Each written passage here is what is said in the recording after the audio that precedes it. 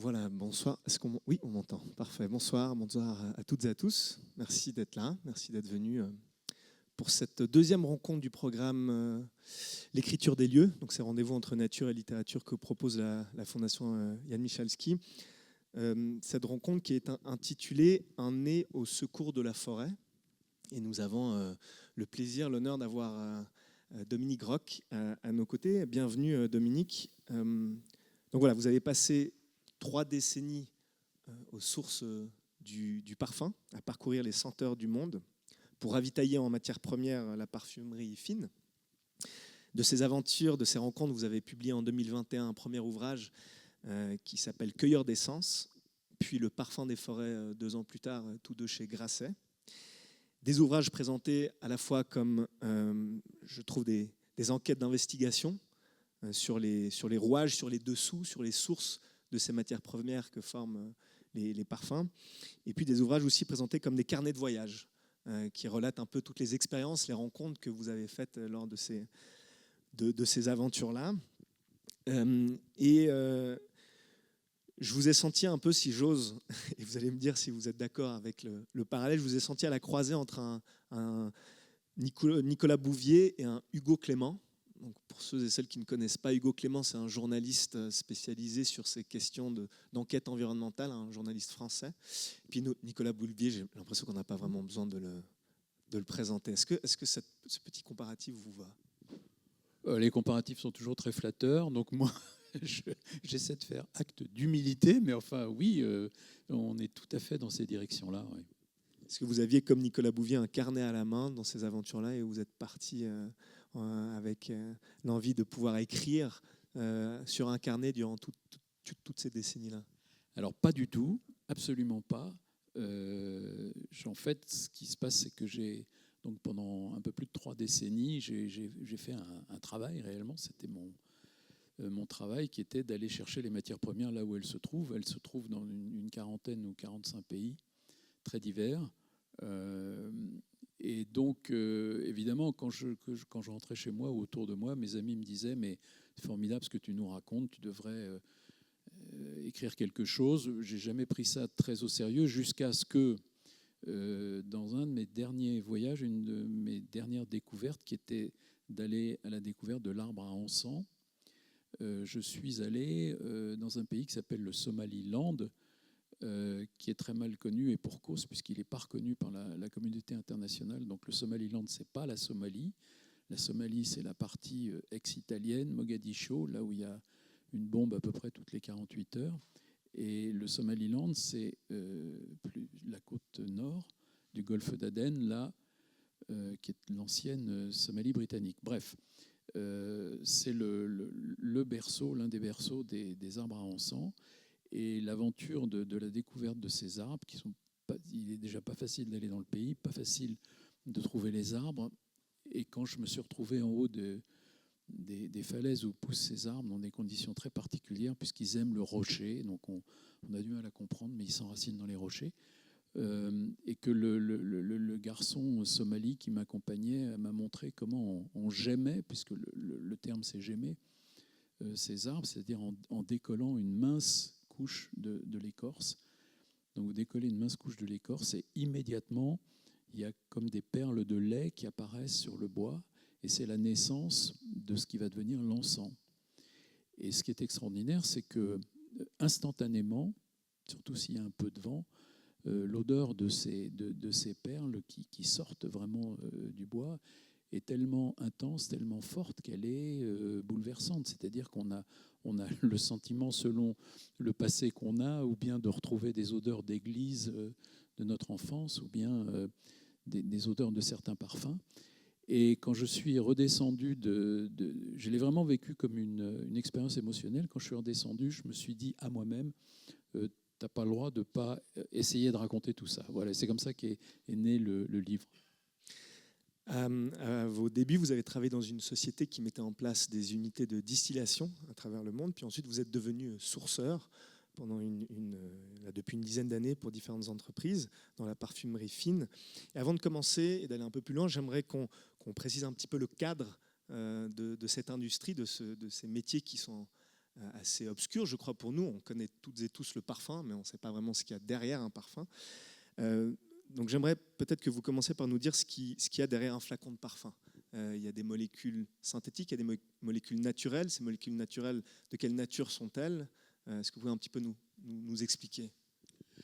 Oui, alors je vais essayer très vite, et pardon pour ceux qui connaissent déjà tout ça par cœur, mais donc dans un flacon de parfum, il y a en gros 80% d'alcool, donc voilà, ça commence très bien, et ensuite il y a ce qu'on appelle un jus, et ce jus qui va donc être dilué dans l'alcool, il est composé à la fois de matières premières dites synthétiques et d'autres qui sont naturelles.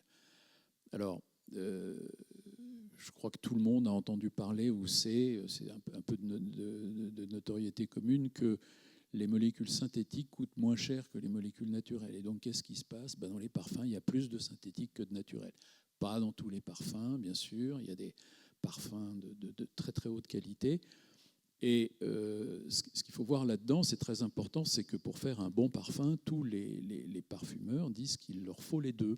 Il faut absolument faire souvent ce qu'on appelle une structure ou un squelette avec les molécules synthétiques, et ensuite amener le naturel pour qu'il apporte sa richesse. Et la richesse du naturel, et là tous les parfumeurs sont d'accord, est sans équivalent. C'est-à-dire qu'on peut toujours essayer de copier en synthétique, mais vous ne pouvez pas copier une essence de rose, vous ne pouvez pas copier une essence de vétiver. Vous faites des pâles copies qui ne reflètent pas du tout ce que la nature nous apporte. Donc, il y a cet enjeu qui existe depuis la nuit des temps, mais qui reste extrêmement actuel, qu'il faut continuer à alimenter la palette des parfumeurs en matière naturelle. Il y en a à peu près 150, on va dire, ingrédients très importants, dans lesquels on retrouve une diversité assez incroyable. Il y a évidemment des fleurs, le jasmin, la rose, la tubéreuse, l'ylang, et puis il y a des bois, il y a des écorces, il y a des graines, il y a des racines. C'est-à-dire que tout le monde végétal, finalement, trouve là l'occasion de s'exprimer, d'exprimer vraiment sa personnalité profonde. Le vétiver, par exemple, c'est un bel exemple. C'est une herbe tropicale qui ressemble à rien. C'est juste un bouquet d'herbes qui dépasse comme ça. On passe à côté, ça sent rien. Et quand on déterre ses racines, les racines ont une odeur incroyable. Voilà, une puissance, une odeur de terre, d'humus, extraordinairement complexe. Et quand on les distille, on va donc obtenir de l'essence de vétiver qui est, tous les parfumeurs disent, c'est ce que j'emporterai, l'une des 3 ou 4 matières premières que j'emporterai avec moi sur une île déserte, le fameux concept. Donc, il y a des enjeux très forts pour que se perpétue, ce qui en plus a quelque chose de fascinant. Je reprends mon exemple de l'encens. Le geste que j'ai vu faire en 2018 ou quelque chose comme ça, dans les montagnes du Somaliland, ce garçon qui gémait avec un simple couteau est exactement, c'est le même couteau, le même geste, les mêmes arbres au même endroit qu'il y a 5000 ans. Voilà. Donc, il y a quelque chose d'objectivement vertigineux dans cette affaire. L'encens l'illustre bien, le cèdre l'illustre, on en parlera peut-être après. Et donc, avec immédiatement une question qui se pose dans ce qui pourrait être considéré qu'une activité comme une autre, aller chercher, aller acheter les matières là où elles sont, c'est que dans la rencontre avec la matière et les gens qui s'occupent de cette matière, en l'occurrence là mon gémeur, immédiatement la question vient de dire, bon, ça dure depuis l'éternité, mais est-ce que l'éternité va durer toujours? Et c'est la question que je me suis posée pendant très très longtemps. On va essayer de creuser d'ailleurs cette question. Vous avez parlé de votre gémeur, et j'aimerais aussi, pour des questions de cadre et de compréhension, venir sur le lexique un peu de cette communauté de faiseurs de parfums. Vous appelez tous ces métiers, cette communauté de faiseurs de matière. Mais qui sont-ils? Entre le cueilleur de fleurs de rose et puis le parfumeur, il y a une panoplie en fait dans la chaîne pour réaliser un parfum. Vous pouvez un peu nous donner un petit peu des termes de langage, de lexique, les techniques. Vous avez parlé du gémage. Voilà. Qu'est-ce qu'on retrouve? Vous êtes sourceur. Qu'est-ce que c'est que sourceur? Moi, je pensais que vous aviez un bâton puis que vous étiez en train de chercher une source, mais c'est Ça, pas c'est ça. le sourcier, c'est bien aussi, mais c'est pas le sourceur. Oui, alors finalement, c'est assez simple parce que il y a deux grandes catégories d'origine pour ces produits naturels. Il y a les produits dits sauvages et les produits cultivés. Alors, dans les produits cultivés, prenez l'exemple de la rose. Eh bien, très simple, il y a des fermiers, petits, moyens, rarement grands, qui cultivent des champs de roses et puis qui, au mois de juin, vont récolter ou faire récolter, selon la taille de leur champ, à la main, chaque fleur de rose. Ces fleurs, ils vont les vendre à un distillateur, c'est-à-dire quelqu'un qui, dans le coin, aura une distillerie qui est spécialisée pour faire de l'essence de rose. Donc, je cultive, je vends, et le distillateur, une société qui est connue et qui va produire de l'essence de rose en Bulgarie, en Turquie, au Maroc, dans quelques autres pays. Et ce distillateur, il est lui en contact avec l'ensemble du métier, c'est-à-dire avec les gens, moi en l'occurrence, qui cherchaient de l'essence de rose pour alimenter les grandes sociétés créatrices de parfums, là où sont les parfumeurs. Donc, la chaîne, en théorie, elle est assez courte. Simplement, à chaque fois qu'on franchit une étape, on change complètement de type d'interlocuteur. C'est-à-dire que le fermier, la plupart du temps, il ne sait pas très bien à quoi ça va servir, les fleurs qu'il cultive. Bon, en Bulgarie, c'est une tradition nationale qui est très ancienne, donc ils savent à peu près. Mais si on prend l'exemple de l'Inde, qui cultive beaucoup de jasmin, franchement, ils voient plutôt les fleurs arriver sur les marchés pour être valorisées en fleurs fraîches, en guirlandes, en décoration. Ils ne pensent pas du tout au parfum. Et donc, on passe à l'étape de celui qui transforme. Alors, donc, j'ai pris l'exemple d'un distillateur de rose. Ça peut être, dans le cas du jasmin, on ne le distille pas, on l'extrait. Donc, c'est une autre technique. C'est-à-dire qu'on le fait macérer dans du solvant parce qu'il n'y a que comme ça qu'on peut capter la vraie odeur du jasmin. Donc là, il y a un fossé énorme entre les petits paysans indiens qui cultivent les fleurs et puis les extracteurs. Et il y avait, j'emploie le passé, un fossé tout aussi énorme entre ces distillateurs ou ces extracteurs et les grandes sociétés occidentales qui fabriquent les parfums et qui les commercialisent. Évidemment, en dernier lieu, les marques. Ce fossé, il s'est beaucoup réduit par la force des choses et par la nécessité, parce que toutes ces chaînes qui étaient souvent très, très longues et qui, en plus, j'ai sauté le cran des intermédiaires, mais il peut y avoir beaucoup d'intermédiaires, elles ont débouché sur des crises très importantes parce que, tout simplement, à cause de l'ignorance qu'avaient les utilisateurs finaux, des problèmes qu'il y avait à l'origine. Donc cette distance, cette fois-ci non pas géographique, mais culturelle, je dirais, entre la source et le flacon, il a absolument fallu que l'industrie s'attache à la réduire pour des questions de survie des produits. Il y a eu une crise sur le patchouli, qui est un autre immense produit de la parfumerie, en 2008, qui a mis l'industrie, l'ensemble de l'industrie, dans une forme de crise de nerfs, parce qu'ils n'avaient pas vu venir le fait que tout d'un coup, il n'y aurait plus de patchouli, parce que le prix de l'essence faisait que les gens n'étaient plus intéressés à le distiller. Et voilà. Donc, traumatisme, drame. Il faut savoir qu'il y a des centaines de formules à faire vivre. Hein. Le catalogue des parfums, vous le constatez dans les parfumeries, il est immense. Et ne pas pouvoir produire une formule historique, c'est le drame absolu. C'est la situation qu'aucune société ne veut vivre.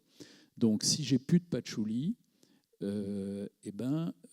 c'est très très grave, parce que le patchouli synthétique que je vais être obligé de fabriquer et de faire, et ça va pas aller. C'est-à-dire que peut-être que le client, à la limite, se rendra pas trop compte, mais le parfumeur, lui, a le sentiment que sa formule est complètement dégénérée. Et c'est ça qui est intéressant, c'est que du coup, votre travail de sourceur, il n'est pas là pour chercher des nouvelles matières, mais plutôt de chercher les meilleures matières de ces 150 produits qui composent en fait les différentes structures des parfums. Oui, alors là aussi, les choses ont beaucoup évolué. Pendant longtemps, on cherchait uniquement les matières. Et puis, on s'est rendu compte qu'en fait, le problème n'est pas là. Le problème, c'est d'arriver à trouver le distillateur d'essence de patchouli en Indonésie qui inspire confiance. Et inspirer confiance, ça veut dire quoi? C'est-à-dire quelqu'un qui ne soit pas dans un petit peu dans la magouille et dans le profit rapide, mais quelqu'un qui s'intéresse vraiment au sort de ce qu'est la vie d'un cultivateur de buissons de patchouli en Indonésie. Donc en fait, moi je me suis beaucoup concentré sur ce type de travail dans les années que j'ai passées sur le terrain, c'est-à-dire faire émerger les meilleurs distillateurs. Le distillateur en l'occurrence étant quelqu'un qui comprend le raisonnement et les besoins de l'industrie occidentale et qui comprend le raisonnement et les besoins des cultivateurs. Et ça, les gens qui font ça bien sont des gens extraordinaires. C'est pour ça que je voulais leur rendre hommage et que j'en parle dans mon livre, parce que vous vous rendez compte, c'est pas facile du tout. Finalement, l'industrie, sans s'en rendre compte, elle demande à ces distillateurs de patchouli ou de rose de faire deux métiers. Un métier de société à l'occidentale qui assure, qui est capable de signer des contrats, qui s'engage sur des volumes, sur des qualités, sur des délais, bref, tout ce qu'on attend d'un fournisseur à l'occidental. Et dans le même temps, il faut qu'il arrive à gérer des centaines, parfois des milliers de cultivateurs qui vont, eux, être complètement sur une autre planète et sur un autre monde et qui vont raisonner différemment. Donc c'est très compliqué. On remarque du coup que l'histoire de ces matières premières que vous relatez dans votre ouvrage sont intimement, ces histoires sont intimement liées aux histoires humaines aussi, aux civilisations qui ont produites, qui sont à la source finalement de ces matières-là et qui sont au cœur de vos ouvrages. Donc je vous propose un petit peu pour cette rencontre de revenir sur ces différentes histoires que vous exposez dans votre ouvrage et de traverser en fait ces 3 décennies à la source du parfum au travers de chapitres olfactifs. Donc j'ai quelques échantillons d'odeurs que je vais vous faire sentir, si vous le voulez bien. L'idée, c'est que vous nous décrivez ce qui vous parvient au nez avec vos mots, avec vos termes, et puis que vous nous racontez brièvement les histoires qui y sont liées. J'ai eu ces échantillons du parfumologue à Lausanne, qui a un showroom qui m'a mis à disposition ces senteurs, donc je le remercie. Est-ce que vous êtes prêts un peu pour cette petite aventure olfactive? Ouais. Allons-y. Alors, pour commencer, j'aimerais qu'on commence avec la source, la vôtre, peut-être vos propres débuts, vos premières expériences avec les odeurs du monde végétal, peut-être avec cette... C'était difficile de choisir, hein, j'ai dû vraiment faire des choix. Avec cette odeur-là, je vous laisse l'ouvrir et puis me dire ce qui vous parvient au nez.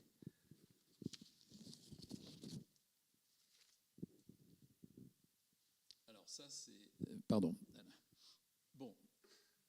Ça a été cueilli juste avant dans la forêt. Là. Ça, c'est du bois. Donc là, on est sur quelque chose de très, très, très particulier. J'imagine que dans la forêt ici, c'est du bois de feuillu, bien sûr, c'est pas du bois, pas du tout d'odeur de résineux, donc c'est certainement du hêtre. On pense souvent que les bois qui ne sont pas résineux ne jouent pas de rôle dans le parfum. En fait, ils ont une place. Et le hêtre, c'est très étonnant, mais le hêtre, c'est le bois privilégié des charbonniers dans l'histoire. C'est-à-dire que c'était considéré comme le meilleur bois pour faire du charbon de bois. Et alors, ça a traversé les siècles comme ça. Et à partir du charbon de bois et de la carbonisation, c'est-à-dire le fait de faire des meules, hein, puisque c'était extraordinairement artisanal, pendant cette combustion, eh bien, on produit des jus et des goudrons. Et petit à petit, le parfum a réussi, l'industrie de la parfumerie a réussi à capter certains de ces jus de carbonisation, de les condenser, de les liquéfier. Et aujourd'hui, c'est disponible. Donc, ce sont des extraits de hêtre qui sont disponibles et qui donnent des notes de cuir. Ça ne donne plus du tout les notes que je sens là, ça sent très bon, c'est du bois frais, et des notes de cuir. Donc ça m'a aussi beaucoup... J'ai un chapitre sur le hêtre dans mon livre, pourquoi ? Parce que C'est un bois très emblématique de l'histoire des forêts européennes et de leur histoire depuis le Moyen-Âge jusqu'au XIXe siècle. Mais surtout, ça montre que, au fond, l'arbre a quelque chose à nous dire et à donner au parfum, depuis l'exemple de l'encens, où on va garder l'arbre vivant, simplement on va prélever sa résine, jusqu'à la fin, c'est-à-dire l'arbre mort, sous forme de charbon de bois, qui nous donne encore des notes de parfum.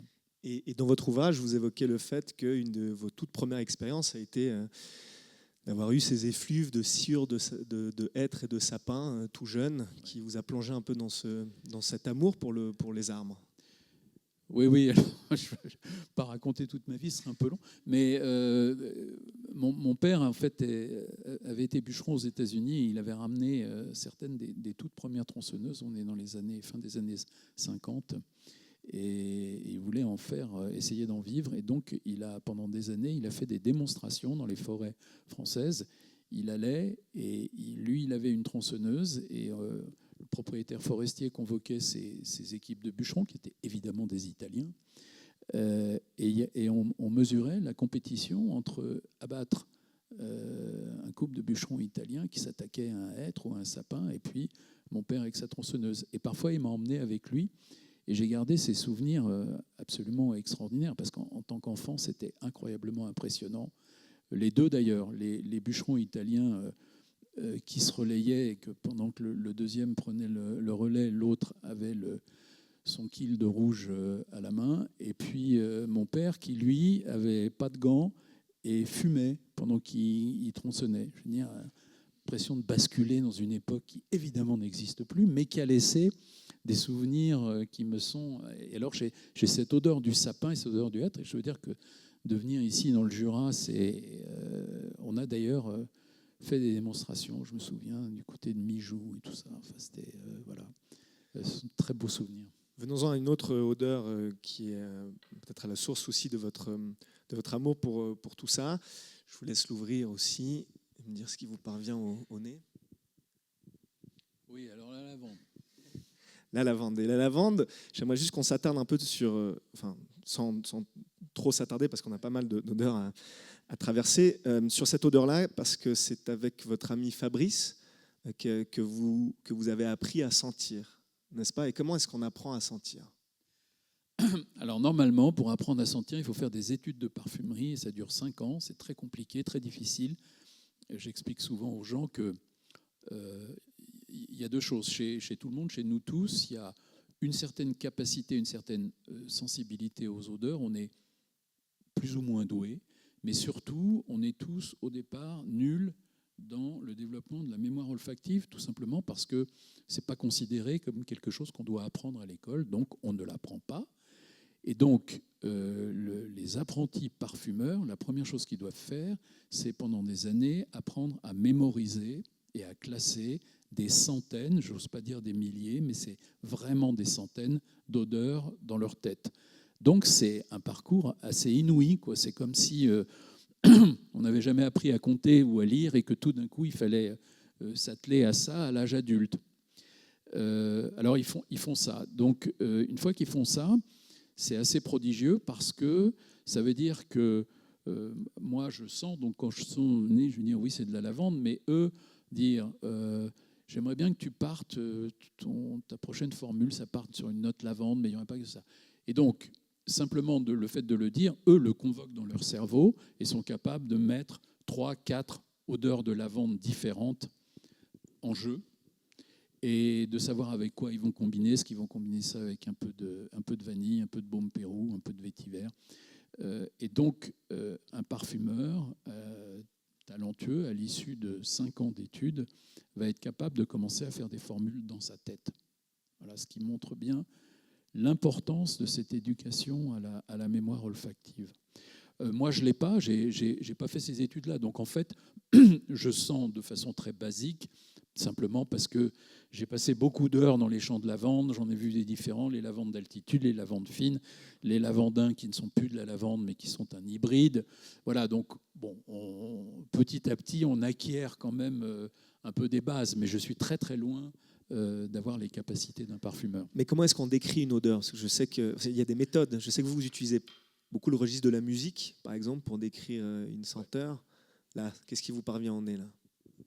Alors, je crois que c'est surtout plus que du vocabulaire technique, c'est des vocabulaires d'analogie. C'est-à-dire que, d'abord, la première chose, c'est que le parfumeur, il va dire « Attends, mais ça, c'est une lavande, ça, c'est de la lavande française. Là, tu me montres une lavande quand même d'altitude. Là, j'aime bien, c'est fin, c'est très aromatique, mais j'aime bien, elle n'est pas du tout camphrée. Et non, elle me plaît bien. Là, je sentais de la bulgare la semaine dernière. Non, c'est beaucoup mieux. » Voilà. Vous sauriez dire quel type de lavande c'est? Non. C'est de la Diva. Oui, bon, voilà.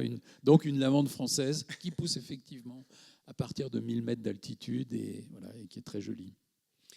J'aimerais qu'on aille maintenant sur cette autre odeur qui est au début de votre ouvrage. Vous débutez par ça. Qu'est-ce qu'on sent?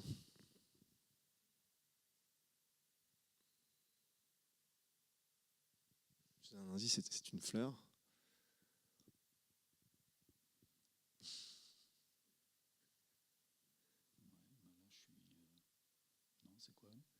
C'est du labdanum. Ah, c'est pas une fleur alors. Hein. Bah, c'est issu du cyste, pardon. Ouais, c'est du labdanum. Alors c'est un labdanum qui a été trafiqué, donc c'est un peu compliqué. Alors le cyste, oui, ça a été ma première découverte de la parfumerie. Donc en Andalousie, là. Dans le sud de l'Espagne, il y a cette plante qui est une plante sauvage. Donc les cystes, on connaît tous. Il y a des cystes chez tous les pépiniéristes. Il y a des cystes de tas de sortes. C'est une grande famille. Il y a un cyste très particulier qui s'appelle le cyste labdanum, dont les feuilles se couvrent l'été d'une gomme assez sidérante, très très très poisseuse, très puissante, et d'une odeur absolument magnifique. Et donc le labdanum, ça fait partie des grands produits historiques qui sont mentionnés dans le Cantique des Cantiques, dans la Bible, et qu'on retrouve déjà dans des compositions de parfums égyptiens très anciens. Et pourquoi ça? Parce que en fait, il était présent en Crète, à Chypre, donc dans plusieurs endroits de la Méditerranée, et que les bergers, en faisant pâturer leurs troupeaux à travers des champs de labdanum qui sont souvent très denses et très serrés, et bien le soir, ils peignaient la toison de leurs animaux pour récupérer cette gomme. C'est-à-dire que, en fait, la toison servait de récolteur. Et là, ils faisaient des boules qu'on faisait brûler, donc qui font partie, un peu comme l'encens, comme le santal. Enfin, il y a un certain nombre de notes qui se perdent vraiment dans la nuit des temps. Le labdanum en fait partie. Alors, il a continué, il a survécu. Et puis, finalement, aujourd'hui, c'est localisé dans le sud de l'Espagne. Et moi, quand j'ai découvert ça, il y a bientôt 40 ans, eh bien, la gomme, voilà, c'était la spécialité de villages gitans. Donc, les gitans faisaient ça, les autres ne le faisaient pas. Voilà. Alors, et c'était un spectacle extraordinaire parce que les hommes cueillaient le matin les brins. Hein, c'est des brins qui font à peu près voilà, un mètre de haut. Travaillent très dur parce que la tige est souple, mais le pied se lignifie très vite, donc est très dur. Il faut donc une faucille très spéciale pour ça. Et l'après-midi, les femmes prennent ces fagots et les mettaient dans des bidons. On prenait le cyste épuisé pour faire du feu et faire chauffer ça. Et la gomme, en fait, on la faisait bouillir dans de l'eau auquel on avait ajouté de la soude. Et quand cette phase était finie, donc on enlève les fagots et re-arrivaient les hommes. Et alors là, c'est des choses où j'ai gardé vraiment le souvenir gravé. Pour récupérer la gomme, il faut donc faire précipiter la solution qui a eu de la soude. Donc pour faire ça, ils arrivaient avec des brocs en plastique avec de l'acide sulfurique. Voilà. Donc le gars en short, en tongs, de temps en temps il avait des gants et il versait son broc d'acide sulfurique dans le bidon, ce qui faisait précipiter effectivement la gomme qu'après on touillait avec un bâton et tout ça. C'est pour montrer que, parce que ça c'est très très emblématique de l'histoire du parfum, c'est-à-dire que là où des choses n'ont pas du tout bougé, l'exemple de l'encens, d'autres choses ont évolué progressivement comme l'histoire de la rose. On a commencé par de l'eau de rose, et puis jusqu'à ce qu'on invente vraiment la distillation. À partir de là, on a pu comprendre que dans une eau de rose, en fait, il y avait toute une partie qu'on pouvait récupérer, qui était de l'essence beaucoup plus concentrée, beaucoup plus intense, avec une odeur beaucoup plus forte. Donc l'histoire du parfum, c'est aussi l'histoire du progrès des étapes technologiques au fur et à mesure, jusqu'à ce qu'on arrive au 19e siècle et qu'on soit capable de faire de l'extraction, dont je parlais pour le jasmin. Et puis surtout, à partir de 1880, l'invention de la synthèse, c'est-à-dire que la chimie fait de tels progrès que tout d'un coup, on est capable de copier la vanille en faisant de la vanilline de synthèse, etc., etc., etc. Revenons, du coup, vous avez évoqué une odeur, une matière fondatrice qui raconte un petit peu justement cette histoire avec un grand H de la parfumerie et aussi des civilisations humaines qui y sont liées. Et on remarque que du coup, ces parfums, ces matières premières sont profondément impliqués dans des enjeux sociaux, environnementaux, politiques, économiques importants. J'aimerais donc du coup vous l'avez évoqué, mais on va quand même partir sur cette odeur-là.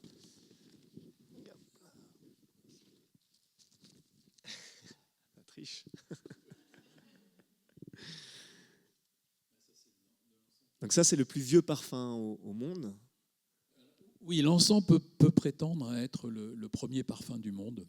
L'arbre à encens justement de Somaliland. Ouais, donc il y a que il y a les deux rives du golfe d'Aden où on trouve les arbres à encens. Donc au sud, j'en ai parlé, Somaliland, ça va jusqu'en Éthiopie.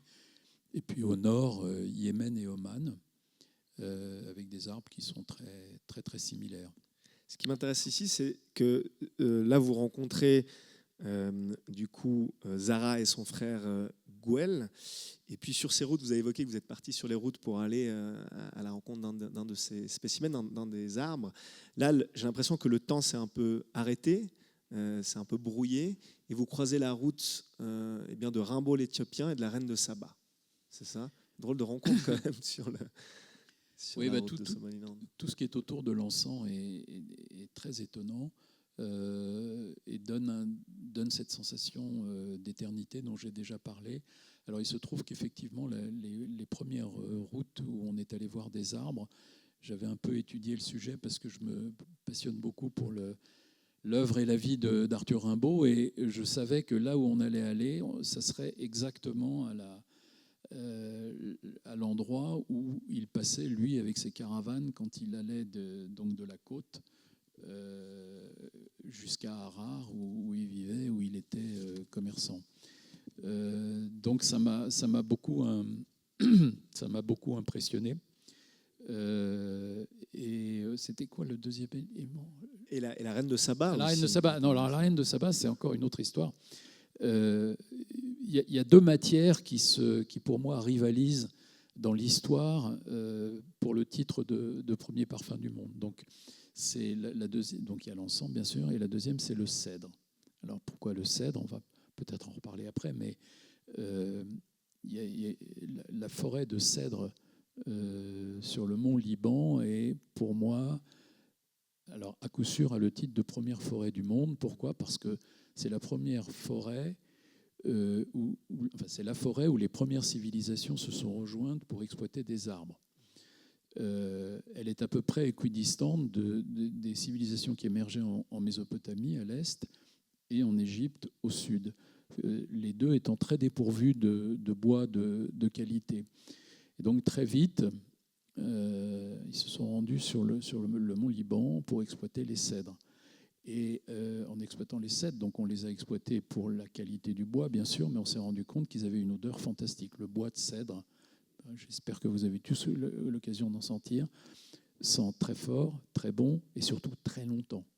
Je raconte souvent l'anecdote que quand on a découvert la tombe de Khéops, on a ouvert cette tombe et il y avait au milieu d'une foule de choses, il y avait une barque funéraire qui avait été démontée, qui remontait maintenant, on la voit au quai, en fait presque 40 mètres de long, enfin, c'est un truc absolument fantastique, qui est constitué à 90% de cèdre. Et quand on a ouvert la tombe, donc c'était 4000 ans après la fermeture de cette tombe, ce cèdre sentait toujours. C'est un bois pratiquement indestructible parce qu'il résiste à toutes les attaques à cause de sa richesse en huile essentielle à toutes les attaques d'insectes. Alors, on reviendra peut-être après l'origine, mais il y a une anecdote qui est très, très bouleversante pour moi, c'est qu'on est en l'an donc moins 900, à peu près presque 1000 ans avant notre ère, et le roi Salomon entreprend de faire ce que son père, le roi David, n'a pas réussi à faire, c'est-à-dire de construire à Jérusalem un temple et un palais, les deux. Et il décide de le faire en cèdre. Donc la Bible nous raconte comment il envoie le roi de Tyr et des milliers de bûcherons sur le mont Liban pour s'approvisionner en cèdre. Il commence à construire tout ça. Et on sait, c'est décrit que en plus de la construction, donc il sciait des cèdres pour arriver à en faire des panneaux dont le rôle était véritablement d'embaumer le temple par l'odeur du cèdre. Et dans le même temps, on ne nous dit pas ni pourquoi ni comment, mais lui rend visite la reine de Saba, reine légendaire, dont on peut penser qu'elle était ou yéménite ou éthiopienne, en tout cas une reine à la peau foncée, et dont on nous raconte qu'elle vient à Jérusalem avec des caravanes de chameaux. On est à l'époque où le chameau a été domestiqué et donc va révolutionner beaucoup de choses. Et on nous dit qu'elle arrive à Jérusalem avec des chameaux chargés d'encens et d'aromates comme on n'en avait jamais vu. Donc, je me plais à imaginer la rencontre de ces deux odeurs, les panneaux de cèdre du temple et l'encens qu'on fait brûler évidemment en quantité extravagante pour fêter, pour rendre hommage au roi. Et j'ai fait l'expérience d'essayer de mélanger et de faire jouxter de l'encens qui brûle et des pièces de bois de cèdre. C'est merveilleux. Donc, symboliquement, même si ça commence bien avant, en l'an moins 900, c'est quelque part la naissance du parfum. J'aimerais juste peut-être qu'on précise pourquoi ces premières civilisations ont utilisé finalement ces odeurs, ces baumes, ces matières-là. Pour des questions de purification de l'air, pour se parfumer, pour une dimension spirituelle aussi. Il y avait des rituels liés. Pourquoi on a commencé à les utiliser? J'ai souvent parlé de ça avec des archéologues qui, plus on cherche, plus on trouve que, au fond, la première obsession des hommes, c'est de s'étourdir. Donc c'est la drogue, au sens large. Plus on cherche, plus on recule l'âge de création de la bière, du vin. Voilà. Et donc, qu'est-ce qui se passe? Y compris très très tôt, mais je dirais bien avant la naissance de la civilisation, beaucoup d'hommes vivent dans les forêts. En passant dans les forêts, ils repèrent tout et ils voient qu'un certain nombre d'arbres donnent des choses, donnent des substances odorantes. L'encens, mais pas que. Donc, on repère les premières odeurs de la nature. Donc ils les prennent et on sait qu'une des premières manifestations du parfum consiste à brûler des bois odorants, brûler du genévrier, du cèdre, du santal du côté de l'Inde, et que c'est pour moi une forme assez avérée de drogue, c'est-à-dire qu'on veut s'étourdir de l'odeur extrêmement puissante de ces fumées. Et c'est tellement vrai que, et en particulier pour l'encens, l'odeur est tellement puissante, elle se distingue tellement des autres qu'on va considérer que c'est quelque chose qu'il faut réserver au lien avec le divin.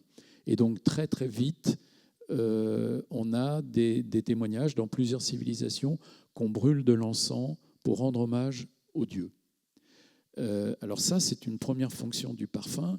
Ce n'est pas la seule. Et évidemment, plus on va avancer, plus on va capter et essayer de faire quelque chose de plus de ces odeurs. Et ça, les Égyptiens vont avoir un rôle complètement clé là-dedans. C'est-à-dire que c'est les premiers qui vont réellement s'exercer à composer des choses qu'on appelle des kifis, des parfums solides, où ils mélangent 15 ou 20 ingrédients. C'est-à-dire qu'ils ont vraiment inventé quelque part le concept de parfum. Et aujourd'hui, alors, pourquoi est-ce que l'homme et la femme moderne se parfument-ils?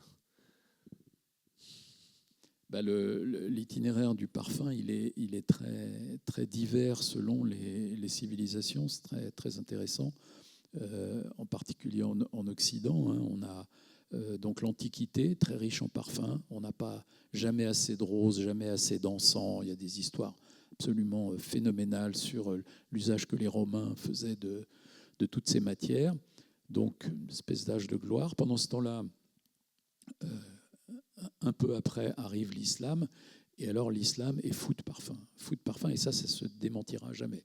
Donc l'islam va utiliser de l'eau de rose dans des quantités absolument faramineuses, va utiliser la fleur d'oranger, un certain nombre d'autres choses. Donc tout ça va très bien, et puis on arrive au Moyen-Âge européen, et là, patatrac, la chrétienté et les autorités ecclésiastiques déclarent que le parfum, c'est mal.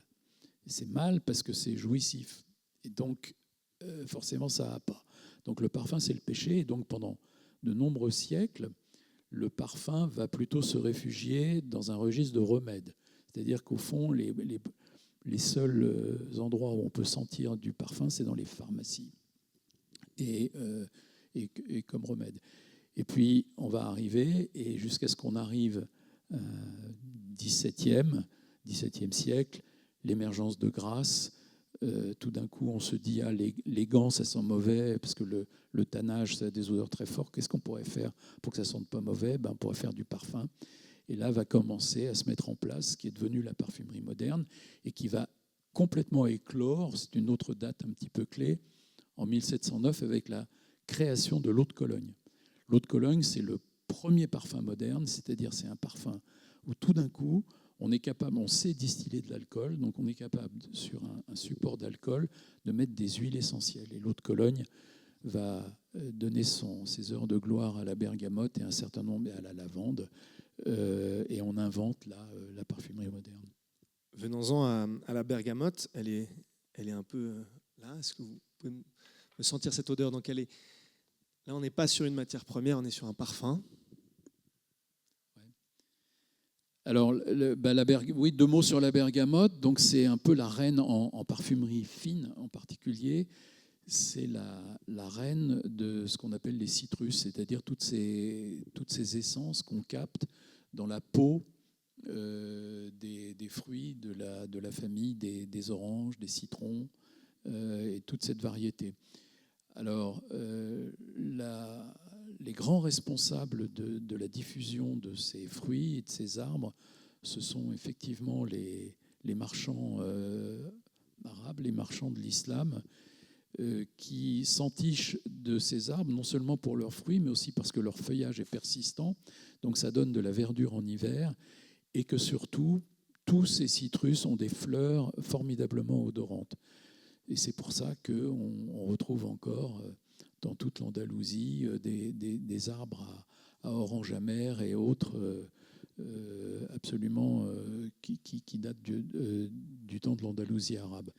Alors là, au milieu... Oui. Pardon, non, ce que je veux dire, c'est que la bergamote, elle nous plonge en Calabre, là, chez votre ami Gianfranco et ses fils.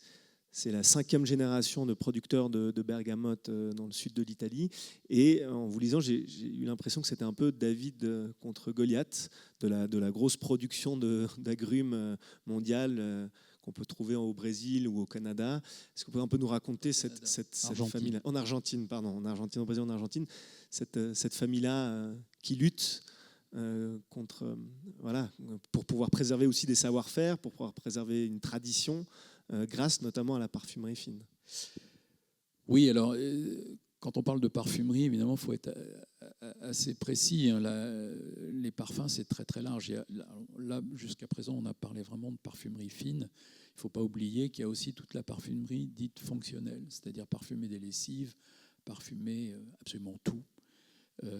Et là-dedans, il y a pas beaucoup, hein, quelques produits naturels qui arrivent à trouver leur place, et notamment les essences d'orange et les essences de citron, parce qu'il y a des productions monumentales, en particulier en Amérique du Sud, que donc on a énormément de matières premières, on arrive à produire des essences très peu chères. Et alors, ça, c'est donc une utilisation très très forte, parce que c'est bien de pouvoir marquer avec de l'orange naturel, avec du citron naturel, tout ça. Et puis, il y a au milieu de tout ça la bergamote, qui, elle, est un mariage, c'est un hybride entre l'orange amère et le citron, qui a donné un fruit qui est tout à fait immangeable, qui est extrêmement amer, même si, paraît-il, il est très bon pour la santé. Bon, bref. Et qui est de toute cette famille, celui qui a l'odeur la plus fine, la plus intense, la plus belle. Et il se trouve qu'il est cultivé depuis toujours en Calabre, donc tout à fait au sud de l'Italie, et que comme il a une grosse réputation, beaucoup de pays ont essayé de l'acclimater et n'y sont jamais arrivés, en tout cas pas avec cette qualité-là. Donc, depuis le XVIIIe siècle, la bergamote vient exclusivement de Calabre, et il y a donc un certain nombre de sociétés qui s'acharnent et qui veulent absolument la perpétuer et qui y arrivent avec beaucoup de succès. Heureusement. Ouais. Dans ce parfum, est-ce que vous le reconnaissez? C'est une petite surprise que je vous ai faite. C'est un ami à vous qui est parfumeur et qui a élaboré ce parfum. Est-ce que vous le reconnaissez? Oui, je l'ai senti il y a un certain temps. Je pense que c'est un parfum qu'il appelle Chaco, du nom d'une province du Paraguay, dans laquelle il a mélangé. Un parfum, il y a toujours les notes de tête, les notes un peu de milieu, puis les notes de fond.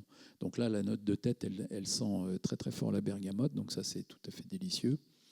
Et puis ensuite, il a mis des tas de choses, et sur le fond, il a mis un produit tout à fait extraordinaire qui s'appelle le gaillac, qui est un bois qui ne pousse que dans cette région du Chaco au Paraguay. Donc il y a un mélange entre une note très fortement boisée, et souvent les notes boisées sont considérées comme assez dures, avec toute l'élégance et la finesse qui fuse de la bergamote.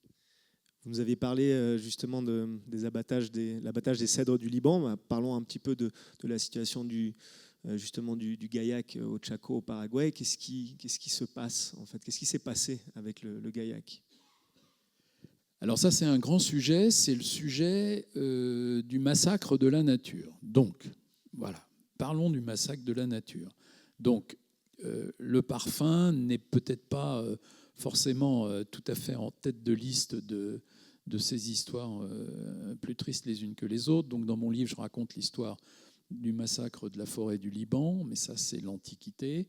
Ensuite, je rapproche ça du massacre de la forêt des séquoias en Californie. Avec l'invention de la tronçonneuse, qui a permis, oui, mais notamment ça. Qui n'était pas responsable de ça, mais bon. Non, mais ce que je raconte et qui me paraît assez fascinant, c'est que donc l'abattage des cèdres du Liban, il commence avec l'invention du bronze. C'est-à-dire à partir du moment où on est capable de forger des outils en métal extrêmement performants, le bronze est dur, alors que le cuivre qui le précédait est trop mou. Donc âge de bronze, moins 3000 à peu près. Donc c'est voilà. Et pour rester dans une histoire courte, quand les empereurs romains viennent visiter leur province de Palestine aux alentours de l'an plus 100, ils sont effarés en disant qu'il reste pratiquement plus rien. Autrement dit, nous en Occident, on n'a pas commencé encore à faire quoi que ce soit. On existe à peine. On n'a même pas entamé notre Moyen-Âge que la forêt du Liban a déjà été pratiquement entièrement exploitée. Alors ça a mis du temps, hein, ça a mis donc 3000 ans. Enfin, voilà. Et elle a été exploitée. Alors ce qui est tout à fait fascinant, c'est que si on fait un saut de presque 2000 ans après, c'est-à-dire 1850, la ruée vers l'or en Californie, donc les besoins de bois absolument monstrueux, les bûcherons américains vont se mettre à exploiter cette forêt. Et ils vont la liquider, puisqu'aujourd'hui, dans les parcs fabuleux qui restent, il reste à peu près 3% de la forêt initiale de séquoia. 3%.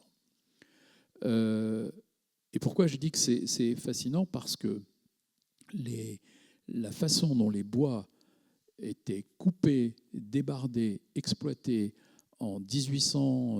jusqu'en 1870 est exactement la même que les outils qu'utilisaient les bûcherons du roi Salomon sur le mont Liban. Donc ça donne espèce de plage de temps. Donc il aura fallu à peu près 4000 ans pour détruire deux des plus belles forêts du monde, mais ça n'est que le début, parce que c'est à partir du moment où on va faire rentrer des machines dans la forêt, et les Américains seront les précurseurs, pas tellement avec la tronçonneuse, mais avec des treuils, avec des rails, avec des locomotives à vapeur qui vont permettre d'accélérer. On va arrêter de sortir le bois avec des bœufs, on va le sortir avec des tracteurs, et là on ne s'arrêtera plus, et on va couper à peu près la moitié des forêts du monde en un siècle. Voilà, si vous voulez avoir juste des ordres de grandeur. Et donc au Chaco, c'est ce qui s'est passé, notamment avec... Alors le parfum là-dedans, pour revenir au parfum, donc le parfum a pu illustrer par au moins 2 exemples la frénésie d'utilisation des ressources naturelles au XIXe siècle. C'est-à-dire qu'avec la naissance des empires, la naissance et le développement des empires coloniaux, aujourd'hui, indépendamment de tous les autres aspects, ce qui est assez frappant, c'est qu'on rentre dans la nature avec 2 sentiments. La nature, elle est résolument hostile et elle est résolument infinie. Et voilà comment, et on se comporte de cette façon-là. Il faut savoir que jusque dans les années 50, 60, 70 aux États-Unis, les compagnies forestières ont continué à couper des séquoias en disant « mais arrêtez de nous emmerder, d'abord tout ça, ça vaut rien, c'est des arbres qui sont vieux, il faut s'en débarrasser, etc. » Et mon père, dont je disais qu'il a été bûcheron dans les années, début des années 50 aux États-Unis, me disait que lui-même ne s'était jamais posé la question de la finitude de la forêt de séquoia. C'est-à-dire qu'ils avançaient là-dedans, persuadés qu'il y en aurait toujours. Et donc, pour ce qui concerne le parfum, on a 2 exemples incroyables. Celui du bois de rose, qui nous concerne, nous, Français, puisque en Guyane française, le bois de rose, il contient une substance qui s'appelle le linalol, qui sent très très bon. C'est l'un des composants de la lavande. Et cette essence de linalol était extraordinairement recherchée. Eh bien, on a massacré la totalité des bois de rose en Guyane entre, je dirais, 1860 et 1930. Voilà. Et encore une fois, on ne s'est arrêté qu'en disant « Ah, mais c'est embêtant parce qu'il n'y en a plus. » Il n'y en a plus, alors on arrête. Autre exemple incroyable, le santal. Donc le santal, cet arbre extraordinaire qui est l'âme de l'Inde. Il n'y a pas d'Inde sans santal. Tous les Indiens continuent d'une façon ou d'une autre à se mettre un peu de santal sur le front, à avoir des savons au santal, à brûler un petit peu de bois de santal. Et bien, même chose. Quand le 19e siècle, alors tout allait à peu près bien avec les ressources en santal de l'Inde, et puis le 19e siècle arrive, la parfumerie explose, et tout d'un coup, tous les parfumeurs d'Angleterre, de France et de partout disent « mais c'est l'essence de santal, c'est fabuleux, on en veut beaucoup plus, donnez-nous encore du santal ». Et alors on coupe, personne ne prend la mesure des choses, jusqu'à ce que dans les années 60, 70, on dise « il n'y a plus de santal ».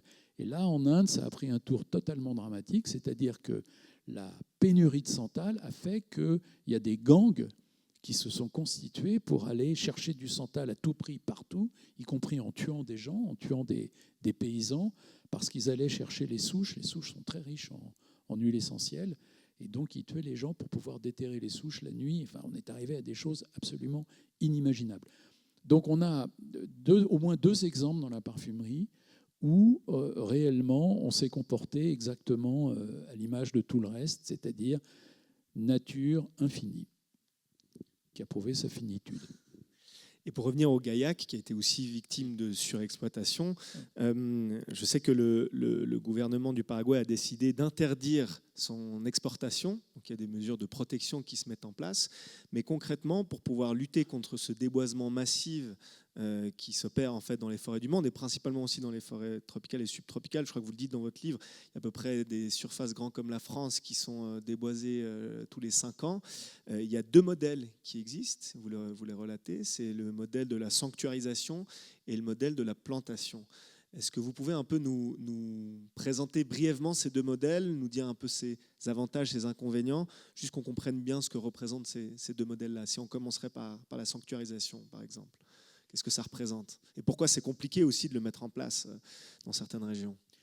Bon, là, on aborde le sujet qui est immense, qui est le sujet de quel est l'état des forêts du monde et qu'est-ce qu'on fait aujourd'hui et où est-ce qu'on va et qu'est-ce qu'on veut faire. Alors, juste 2 mots sur le Gaillac pour finir. Donc, il y a le Gaillac, c'est vraiment un exemple très intéressant. Il y a au sud de l'Amazonie, donc dans le nord du Paraguay et de l'Argentine, il y a une zone qui s'appelle le Chaco. C'est une forêt primaire, mais c'est une forêt primaire sèche, pleine d'épines, pleine de bêtes, très biodiverse, assez hostile. Et donc, depuis longtemps, les gens du Paraguay considèrent que ça vaut rien. Donc, qu'est-ce qu'ils font? Ils déforestent à coups de bulldozer pour transformer ça en pâturage et pour mettre des vaches, parce que ça, les vaches, la viande se vend très bien, le cuir aussi.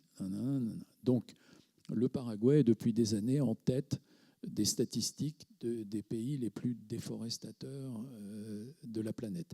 Et il se trouve que dans cette forêt du Chaco, que moi je trouve extraordinaire, il y a un certain nombre d'essences de grande valeur, dont une s'appelle le Gaillac. C'est un des 3 bois les plus denses à la surface de la Terre, et c'est un bois qui en plus a une particularité ahurissante, c'est-à-dire que quand vous le coupez, la réaction de l'huile essentielle qui contient l'air fait que le bois devient bleu. Et quand je dis bleu, ce n'est pas vaguement bleu, c'est bleu roi, quoi. Donc, on ne connaît pas beaucoup d'autres exemples de bois qui soient bleus sur Terre. Bref. Et c'est un bois très important pour la parfumerie parce qu'on utilise son essence depuis longtemps. Et donc, l'essence de Gaillac, il y en a là-dedans, elle est présente dans des milliers de formules. Or, ce n'est pas tellement les autorités du Paraguay qui se sont alertées, c'est les autorités internationales. Maintenant, il y a des tas d'organismes qui régulent tout ça, notamment le CITES, qui lutte contre les essences et les espèces animales en danger, qui a dit, puisque vous déforestez, vous allez foutre en l'air tout le Gaillac, donc on interdit le commerce de Gaillac. Et là, la parfumerie dit, mais non, attendez, ça va pas du tout, nous, on a vraiment très besoin. Bon, alors, il se trouve que moi, je me suis beaucoup investi personnellement pour essayer de sauver cette affaire de Gaillac, ce qui est quand même un message un petit peu d'espoir, en disant, si on exploite raisonnablement la forêt en ne prélevant que quelques arbres par hectare tous les 20 ans avec des plans de gestion forestière, comme on sait faire ailleurs et notamment dans le Jura, on peut proposer des solutions alternatives à la déforestation et le parfum peut se retrouver comme un facteur qui permette d'éviter la déforestation, ce qui est évidemment très, très, très intéressant. Alors ça, c'était pour finir l'histoire du Gaillac. Ensuite, sur l'histoire sanctuarisation-plantation, je dirais qu'il y a 2 sujets complètement différents. Il y a le sujet des forêts tropicales et il y a le sujet des forêts tempérées.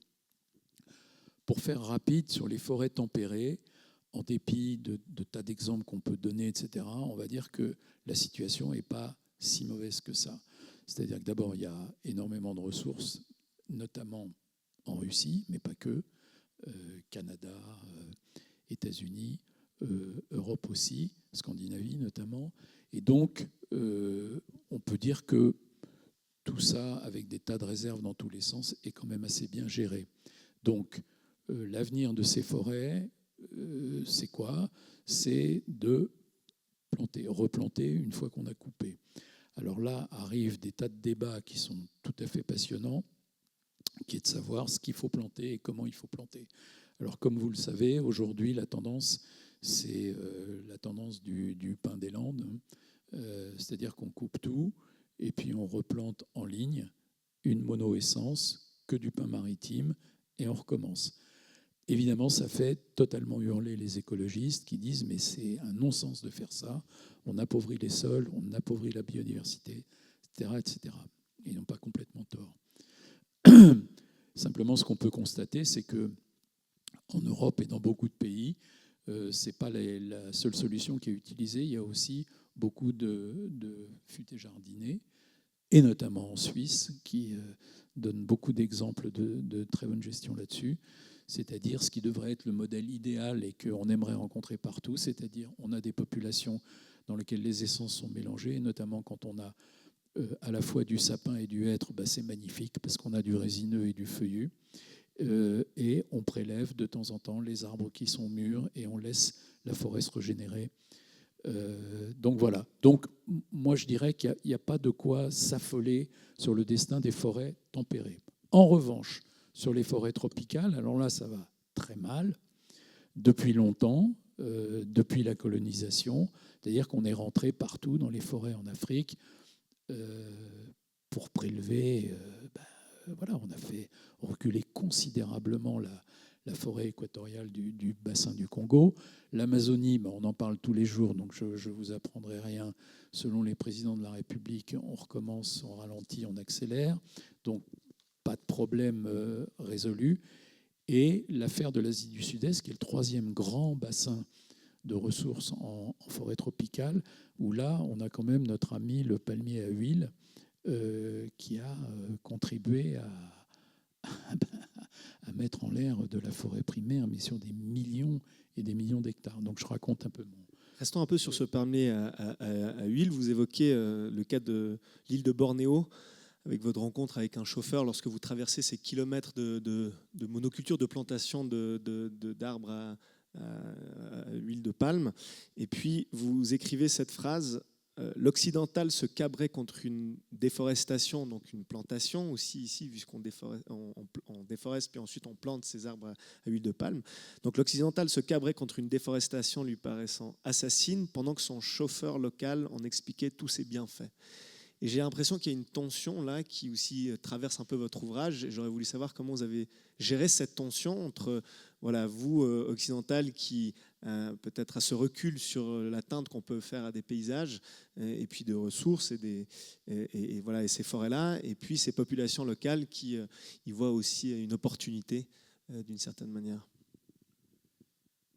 Écoutez, je crois que c'est un constat que tout le monde peut faire, c'est-à-dire que on parlait de sanctuarisation. Donc, l'occidental, moi, je dis, premier réflexe, on arrête le massacre, on crée le parc national de la forêt équatoriale du Congo et on ne touche plus à rien. Bon, alors une fois qu'on a dit ça, c'est totalement irréaliste, et notamment pour une chose très simple, c'est que dans la forêt équatoriale du Congo vivent beaucoup de gens. Des gens très divers, sous diverses formes, nanana, et eux, ils n'ont pas du tout envie d'être sanctuarisés. Pas du tout. Bon, voilà. Donc, qui faut-il privilégier? Que faut-il respecter? Que faut-il faire?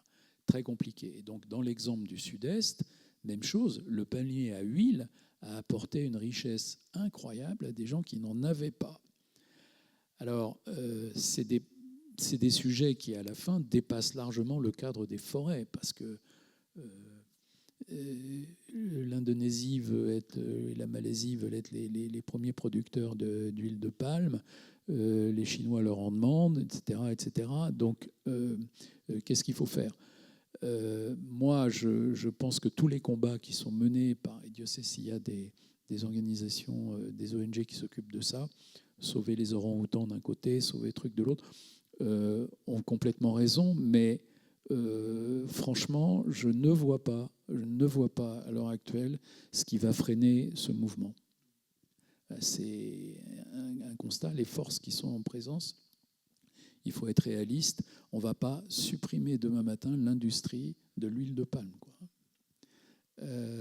Donc c'est un constat assez noir, j'en suis conscient.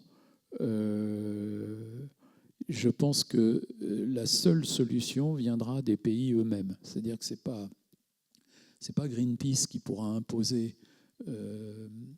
quelque chose à la Malaisie ou à l'Indonésie, c'est les autorités indonésiennes qui progressivement, je pense, vont sanctuariser parce qu'elles penseront que c'est mieux que de vivre sans forêt. Voilà. Juste pour évoquer une petite anecdote sur cette idée de sanctuarisation, donc vous évoquez dans le livre aussi le botaniste Francis Halle qui a tout un projet de sanctuarisation, de revitalisation d'une forêt primaire ici en Europe centrale, où on laisserait, je crois pendant 1000 ans, la forêt se rensauvager, reprendre le dessus. Et je ne sais pas si vous savez, mais une des régions candidates pour cette forêt primaire a été tout cet arc jurassien, donc notamment entre la France et la Suisse, où nous sommes ici actuellement. Donc ces enjeux de sanctuarisation sont intéressants, mais ça implique une complexité assez passionnante. Je voudrais juste revenir sur ces brevets, on a au terme un peu de notre rencontre, sur cette question de revitalisation du paysage. Et là, je reviens aux cèdres du Liban. Et le cas d'avoir replanté des cèdres dans cette région-là, vous parlez de la volonté de retrouver de la continuité perdue. Et je trouve ce terme très beau et j'aurais voulu vous demander juste ce que signifie cette continuité. Je pense que pour les forestiers, c'est une donnée tout à fait fondamentale et assez évidente. C'est-à-dire que très souvent, et en particulier dans nos pays, on émiette. On émiette parce qu'il y a des tas de raisons de couper un petit bout de forêt, pas forcément très spectaculaire, pour mettre quelque chose à la place. Et donc le résultat, c'est qu'on a de la discontinuité là où il y avait de la continuité. Or, c'est une évidence, une forêt en bonne santé, c'est une forêt qui a une superficie suffisante avec des couloirs de communication, même si le massif est assez irrégulier, pour que, en particulier, les animaux puissent circuler. Et pas de forêt sans animaux, pas de forêt sans animaux. Donc au Liban, il y avait une forêt qui faisait 150 km de long, là, du nord au sud, la forêt originelle, qui était extraordinaire, tout à fait pleine de lions, de léopards, d'ours. Il y avait même des petits éléphants de forêt dans la haute antiquité sur le mont Liban. Et aujourd'hui, il reste des petits spots qu'on a réussi à sauver, il n'y en a pas beaucoup, une dizaine, et qui sont effectivement complètement séparés les uns des autres. Donc, j'ai rencontré des gens sur place dont le rêve, c'est de recréer une continuité, même modeste, mais de recréer une continuité.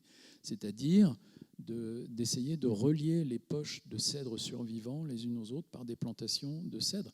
Ce n'est pas difficile. Hein. Si le Liban n'était pas dans la situation dans laquelle il est, c'est quelque chose qui serait tout à fait réalisable. C'est d'autant plus un crève-cœur qu'on ne puisse pas le faire. Parce que ça serait absolument extraordinaire. Le jour où vous reconstituez un corridor, même si le corridor, à certains endroits, il n'a que 50 mètres de large, quelque part, on gagne la bataille de la recréation d'une forêt.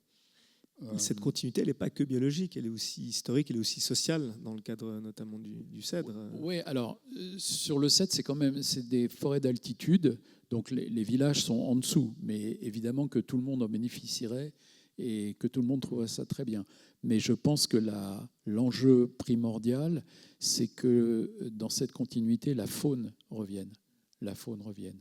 Donc si j'arrive à vivre 200 ans, moi je pense que je me consacrerai à la constitution de cette forêt du Liban. Revenons au Tchako avec le Gaillac. Là, vous rencontrez Angèle, Elisa, Victoria qui essaie de remettre en place toute une exploitation soutenable qui bénéficie autant à l'espèce qu'à son utilisation humaine. Donc on voit, et on le voit dans votre ouvrage, il y a plein d'exemples de soutenabilité en fait de la filière avec vraiment des gens qui essaient de mettre en place de l'agroécologie, de l'agroforesterie, plein d'initiatives de réduction des intermédiaires, comme on l'a dit, des conditions de travail plus décentes.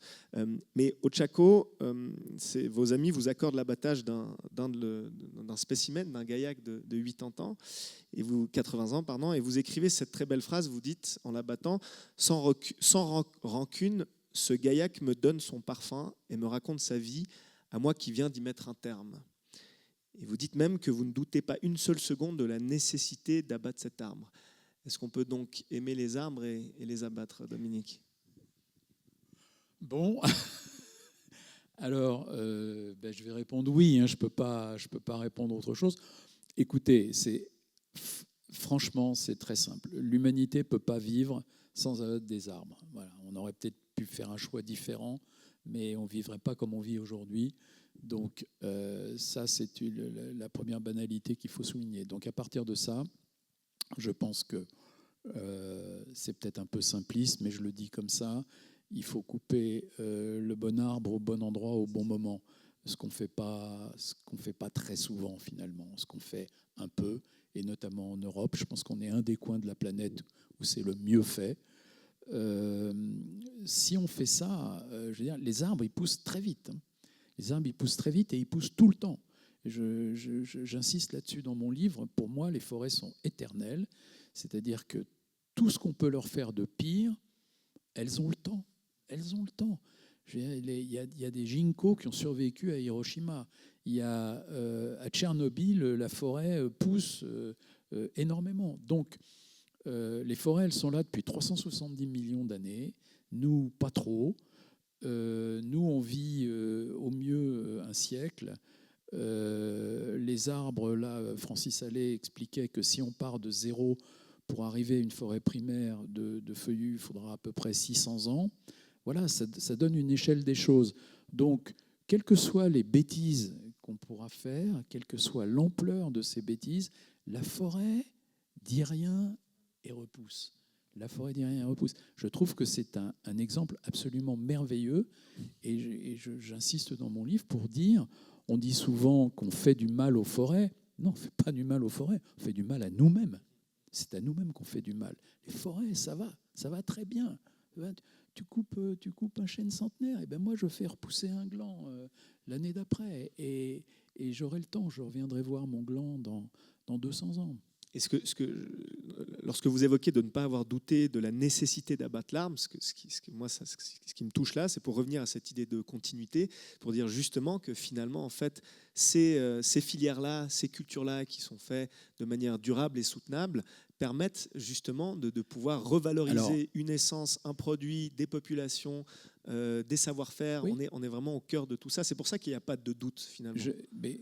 Je pensais, et je pense toujours, et je suis très sincère, qu'en abattant un gaillac au Chaco, ce qui me faisait plaisir parce que j'aime ça, j'avais le sentiment d'aider l'ensemble de la forêt du Chaco. C'est-à-dire que j'ai abattu un arbre qui avait été repéré comme étant un des 5 arbres sur 1 hectare qu'on allait abattre et sur les parcelles sur lesquelles on ne reviendrait pas pendant 20 ans.